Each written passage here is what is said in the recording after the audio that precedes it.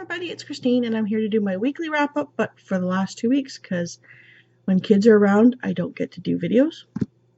As you can see my last Friday video. I've got a ton of books here, so let's get started. The first book I read was Places I Never Meant to Be, edited by Judy Blume, and it's by a bunch of different authors who have been censored. The stories are not about censorship or anything like that. It's just by authors that have been censored. It says young adult, but some of them I really wouldn't say young adult. Like, there was one that totally confused me. I didn't understand what it was. I gave it I think a 3. And it was a very weak 3. Some of them were okay. Some of them just left you hanging. Like, where's the rest of the story? So, and Judy Blume does not have a story in here at all, which was part of the reason I think my daughter grabbed it, because it's my daughter's book. Next, I read The Love That Split the World by Emily Henry. I'm probably going to do a book review on this, so I'm not going to say much about it. I gave it a 4, but it's more like a 3.5, 3.75 for me. There were a couple things I didn't like, a couple things I did. It's about a girl who is struggling to come to terms with the fact that she's adopted and she wants to leave her town and a bunch of stuff. But like I said, I'll do a book review for it. Sorry. I'll do a book review for it and I'll share all my feelings and everything in it. Then I went on to read From Dead to Worse, book 9? 8, something like that. And yeah, by Charlene Harris, sorry, Sookie Stackhouse series. Not sure what I can say about this one. I gave it a 4. I don't want to give any of the story away because there are some major plot points that would give away the rest of the stories.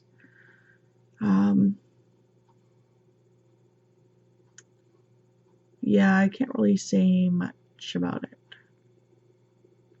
But it was good. I liked it. And then I finished off the last story of A Touch of Dead by Charlene Harris, and it was called Giftwrap. And I can't say much about that because it, says something for the other stories. So I gave it an overall 4. I think pretty much all of them I gave 4s to. I like them a lot. And they do help out with the stories if you read them in the right order. It tells you which order to read them in. So yeah, you follow that and you're alright. Then I read my first book by Lillian Jackson Braun, and it's The Cat Who Could Read Backwards. And I'm doing this for March Mystery Madness. This is about a guy who, I guess he used to be a crime investigator, and he's not a crime investigator, a crime reporter, investigative reporter. And he's gone to work for a new newspaper, and he gets put on the art department. Sorry, it's my husband. He gets put in the art critic, not investigative, like just story writer, journalist. And the other person that does the art, or an art critic on the newspaper, everybody hates him. And he ends up moving into the apartment below him. And the art critic has this cat named Coco. Well, that's the short form for it.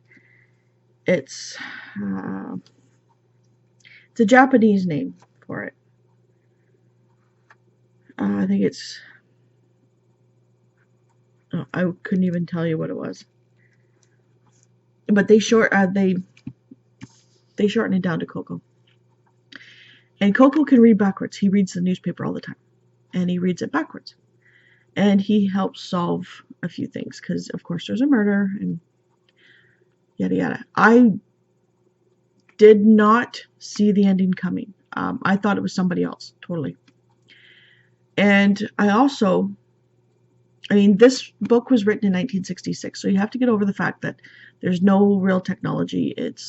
Everything is olive green.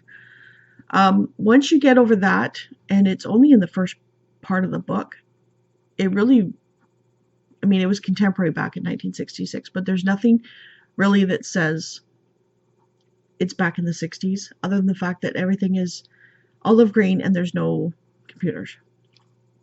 And there's newspapers everywhere, and, The only thing I didn't like about it, and I gave it a 4, I guess I'm on a 4 kick, is the fact that I didn't really know where it took place. I thought it was New York, and then one of the guys goes to New York, so I'm not sure.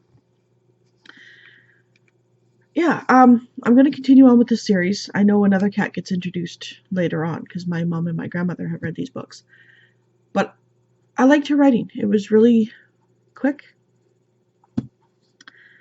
Then I went on to Dead and Gone by Charlene Harris, and this is book 9. Okay, the other one was book 8. This one's book 9. And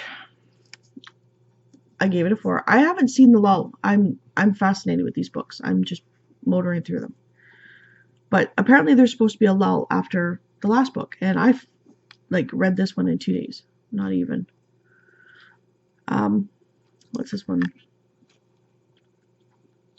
Yeah, a whole bunch of stuff goes down in this one. And I can't really tell you about it. These later books are any part of the storyline or plot line tends to give away info from the other books, and it would be big time spoilers, so I don't want to do that. I hate being spoiled by books. So I'm currently reading, now that was the last 2 weeks. I'm currently reading A is for Alibi by Sue Grafton, and this is for March Mystery Madness. And I read the first 106 pages last night, 3 hours or 2 hours. Yeah, when I actually got down to sit down, I read them in about 2 hours. It's really easy to read. It's not even a bigger hardcover.